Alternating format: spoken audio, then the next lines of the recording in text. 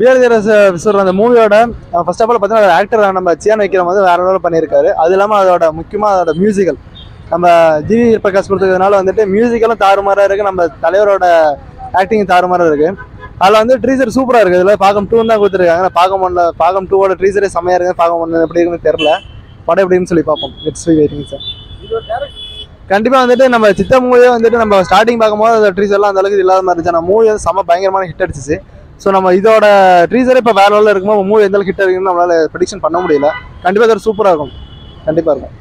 Acting வந்துட்டு எந்த அளவுக்கு இருக்கோ அதோட பிஜிஎம் வந்துட்டு அதோட டபுள் மடங்கு இருக்கு ப்ரோ. ஜிஎம் பிரகாஷோட பிஜிஎம் சொல்லவே தேவையில்ல, அந்த அளவுக்கு இருக்கு பிஜிஎம். கண்டிப்பாக ப்ரோ, கண்டிப்பாக வந்துட்டு இவங்க நல்ல ஒரு காம்போ. அவரோட மியூசிக் தகுந்த மாதிரி அவரோட ஆக்டிங் ரெண்டு செம்ம காம்போவாக இருக்கிறதுனால வந்துட்டு செம்ம ஹிட் அடிக்கும். அவரோட மியூசிக்கல் வந்து தாறுமாறாக இருக்கு. படம் செம்மையா இருக்கும் போல இருக்கு. ஒரு புது ரோல்ல நடிக்க போறாருன்னு மட்டும் தெரியுது. சூப்பரா இருக்குது.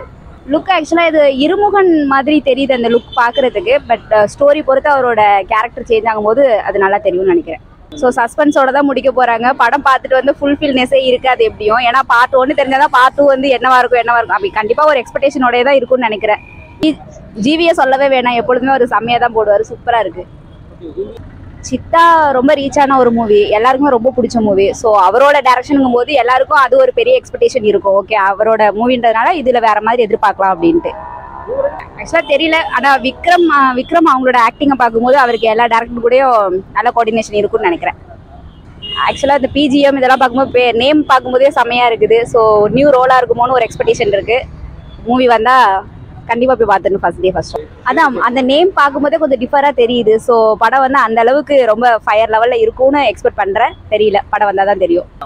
ஆமாம், இந்த இதில் அவரை மட்டும்தான் வந்துட்டு காட்டுறாங்க. ஸோ எந்த மாதிரி ரிலேட்டடாக இருக்குன்னு தெரியல, வந்தால் தான் தெரியும். ஜிவி பிரகாஷ் மியூசியம் தான் செமையாக இருக்குது. அது முன்னாடி டேரக்டர் சித்தா படம் எடுத்தாரா, டேரக்டரும் நல்ல டேரக்டர் தான். படமும் ஹிட்டான இந்த படம் செம்ம ஹிட்டாகவும் நினச்சின்னு இருக்கேன். அவர் சியா விக்ரம் படம்னா எல்லாமே நல்லா தான் இருக்கும். ஏற்கனவே நல்லா தான் நடிச்சிருக்காரு எல்லா படத்துலையும். இப்பயும் நல்லா தான் நடிப்பார்னு நினைக்கிறேன். நல்லா சூப்பராக இருக்குது ப்ரோ. ஜிவி பிரகாஷ் எப்பயுமே நல்லா தான் இருக்கும். பிஜிஎம்னா நல்லா தான் இருக்குது, சூப்பராக இருக்கும். விக்ரம் எப்பயுமே கஷ்டப்பட்டு வந்துடுறது நல்லா தான் இருக்கும் எப்பயுமே படம்னா. லுக்கு ப்ரோ செம்மையான லுக்கு, செம்மையாக நடிச்சிருக்காரு. படத்தில் பார்த்தா தான் தெரியும். படம் வரோம் எப்போ வெயிட் பண்ணி தான் இருக்கும். வந்தால் தான் பார்ப்போம். நல்லா தான் இருக்கு. அவரோட நடிப்பை எனக்கு ரொம்ப பிடிக்கும். ஒரு படத்துலயும் ஒரு கேரக்டர் கொடுத்துருப்பாரு, நல்லா இருக்கும் எல்லாமே. அதே மாதிரி தான் ஐ படத்துலயும் அவர் கொடுத்துருக்கிறது நல்லா இருக்கும். இந்த படமும் எதிர்பார்த்துட்டு இருக்கோம், எப்படி வரும்னு பார்ப்போம். சித்தா ஹிட் ஆயிடுச்சுன்னா அப்ப இதுவும் ஹிட் ஆகுன்ற ஒரு நம்பிக்கையோட தான் இருக்கும். பார்ப்போம். சித்தா தான்